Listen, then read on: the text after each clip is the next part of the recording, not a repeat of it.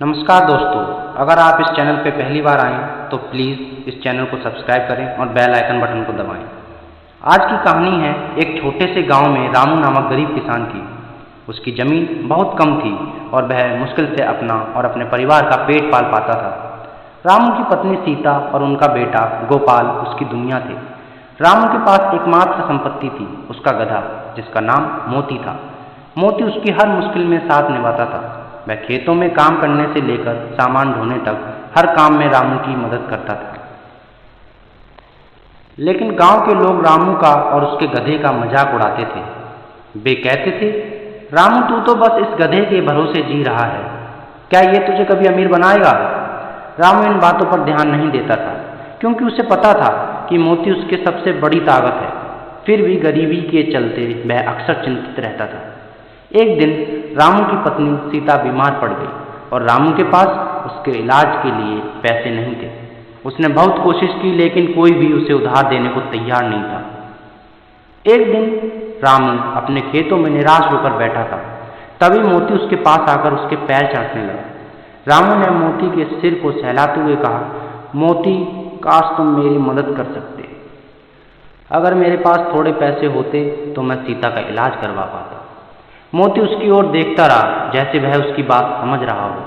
तभी रामू के मन में एक विचार आया। उसने सोचा, क्यों ना मैं मोती को शहर में बेच दूं? इससे शायद मुझे कुछ पैसे मिल जाएं और मैं सीता का इलाज करवा पाऊँ। रामू के लिए यह विचार बहुत कठिन था, लेकिन उसने परिवार की भलाई के लिए यह कठोर निर्णय लिया। अगले दिन वह मोती को लेकर शहर की ओर चल पड़ा।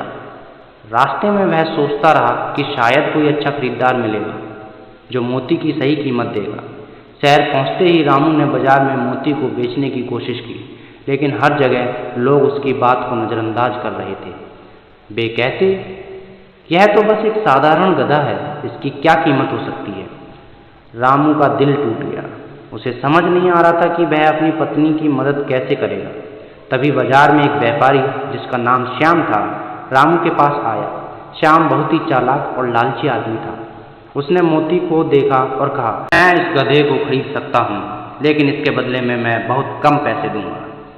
रामू के पास और कोई विकल्प नहीं था, इसलिए उसने मजबूरी में हामी भर दी। श्याम ने रामू को कुछ सिक्के दिए और मोती को अपने साथ ले गया। रामू ने जब सिक्के गिने तो वह बहुत ही कम निकले। इतने पैसे में वह सीता का इलाज नहीं करवा सकता था। निराश और दुखी रामू शहर में वापस गाँव की ओर चल पड़ा। वापस जाते समय रामू बार बार मोती के बारे में सोचता रहा। उसे लगता था कि उसने अपने सबसे अच्छे साथी को खो दिया और फिर भी वह अपनी समस्या का हल नहीं ढूंढ पाया। लेकिन तभी कुछ अजीब हुआ। मोती, जिसे श्याम अपने साथ ले जा रहा था, अचानक भड़क गया। वह जोर से हिनहिनाया और श्याम को गिरा दिया। श्याम के गिरते ही मोती तेजी से रामू की ओर भागने लगा। रामू ने जब मोती को अपनी ओर आते देखा तो उसकी खुशी का ठिकाना नहीं रहा। मोती दौड़कर सीधा रामू के पास पहुंचा और उसके चारों ओर घूमने लगा, जैसे कह रहा हो, मैं तुम्हें छोड़कर नहीं जा सकता। रामू की आंखों में आंसू आ गए। उसने मोती को गले लगाया और कहा, तुम मेरे सच्चे साथी हो मोती, मुझे माफ़ कर दो, मैं बहुत स्वार्थी हो गया था। लेकिन कहानी में सबसे बड़ा रहस्य तब सामने आया जब रामू ने देखा कि मोती की पीठ पर एक चमकती हुई थैली बंधी हुई थी। उसने थैली खोली तो उसकी आंखें फटी की फटी रह गईं। उस थैली में सोने के सिक्के भरे हुए थे। रामू को कुछ समझ नहीं आया कि यह कैसे संभव हुआ। वह सोच में पड़ गया कि आखिर यह थैली मोती की पीठ पर कहाँ से आई। रामू जब मोती को बेचने गया था तब श्याम ने बहुत ही चालाकी से उसे ठगा था। लेकिन श्याम के पास भी एक और चोरी की हुई संपत्ति थी, जो उसने एक धनी व्यापारी से हासिल की थी। श्याम ने वह सोने के सिक्कों वाली थैली अपने बैग में छिपा रखी थी। जब श्याम ने मोती को खरीदा और उसे अपने साथ ले जाने लगा तो उसने जल्दबाजी में उस थैली को मोती की पीठ पर बांध दिया था, यह सोचकर कि वह उसे बाद में निकाल लेगा। श्याम इस बात को भूल गया था कि थैली मोती की पीठ पर रह गई। जब मोती ने श्याम को गिरा दिया और रामू की ओर भागा तो सोने के सिक्के की वह थैली भी उसके साथ रामू के पास चली आई। यह घटना एक अद्भुत संयोग था, जिसने रामू की किस्मत को पूरी तरह से बदल दिया। रामू ने जब इस बात का एहसास किया कि यह तो सोने की थैली है तो वह अचंभित रह गया। उसे समझ नहीं आया कि यह उसके साथ कैसे हुआ। उसने तुरंत मोती को फिर से गले लगाया और अपने घर की ओर दौड़ पड़ा। घर पहुंचते ही उसने सीता और गोपाल को सारा वाक्य सुनाया। सीता भी यह चमत्कार सुनकर हैरान रह गई।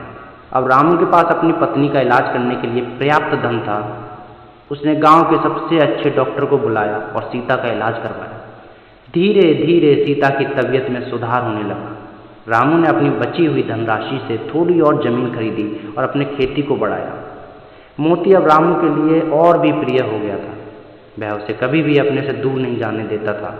गांव के लोग जो पहले रामू का मजाक उड़ाते थे, अब उसकी तारीफ करने लगे। वो कहते हैं, देखो रामू और उसके गधे ने किस्मत को कैसे बदल दिया।